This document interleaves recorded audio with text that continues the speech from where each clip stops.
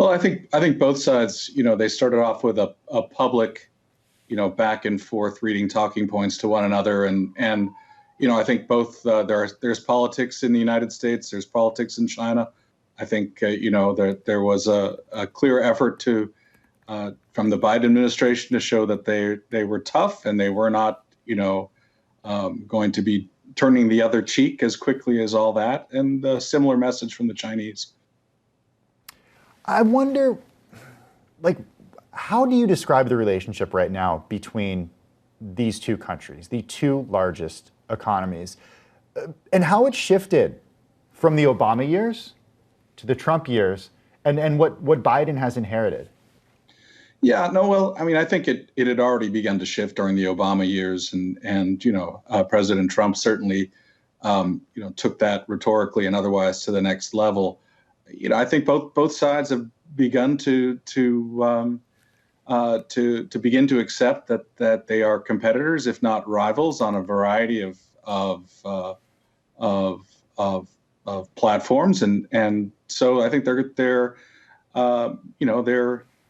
in a difficult place, and I think what we'll see from what we expect to see from both sides is not necessarily a return to the usual order, but at least an effort to find areas not just of conflict but of collaboration. So I think that's the next stage for the two countries.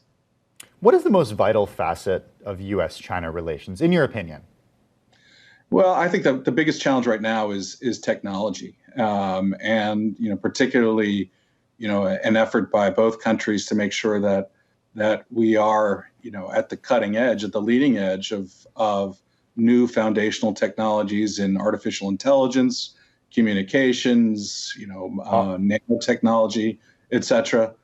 So I think the biggest challenge is figuring out how to maintain an innovative and competitive edge while selectively not engaging one another in those areas. And I think that's a major focus for the Biden administration and for the Chinese as well. Is the U.S. winning that battle? I mean, it doesn't seem like it from my perspective. Just think about the reliance that the world has on Huawei for 5G technology, for example, or the fact that China controls 90% of rare earth materials that are required for vital products, including U.S. fighter jets. Yeah, no, I think there's an ongoing conversation in the United States about the extent to which China as a market, either as a source for rare earths or in terms of competition with a national champion like Huawei. I think that we're doing some soul searching right now about how our economy is going to function when it has to face such a dramatic competitor globally, and with a country that is not afraid to put billions upon billions of dollars into these technologies from a government subsidy standpoint. So I think we've got our work cut out for us, and I think the Biden administration would love to have some time to kind of sort all things out and come up with a policy that draws our allies and friends into sort of a common front on some of these challenges from China. But I think right now the administration is drinking from a fire hose. We hear over and over again about the supply constraints when it comes to chips, whether or not that affects car companies or traditional technology companies, but chips are in everything. How does the U.S. decrease its reliance on other countries for chips? And where's China in this? Well, China's the biggest market for chips, and I think for our chip makers who continue to be at the cutting edge, chip designers, I think that having access to China for a significant part of the maybe less cutting edge chips is important for our own chip industry's health, because that market provides the cash which goes into R&D. So I think the United States and is certainly looking at issues of supply chain resiliency these days as much as efficiency.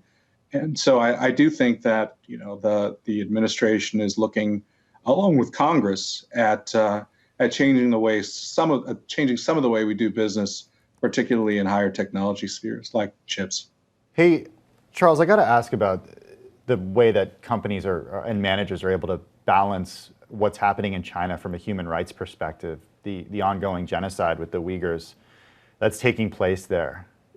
At the same time, China is an incredibly important market for many American companies. Nike, Apple, Tesla, the list continues to go on. What role do companies have in trying to stop this human rights abuse? Well, I think if you look at what our companies have been saying and doing, and what the chamber has been saying, look, I mean, we have roundly condemned the human rights abuses, not just with respect to the Uyghurs from Xinjiang, but also the concerns about what's happening in Hong Kong. And I think we're going to continue to speak out on that front. But but figuring out the best way of ensuring that your supply chains are free of forced labor, like we're seeing involving the Uyghurs in Xinjiang, I think I know that's a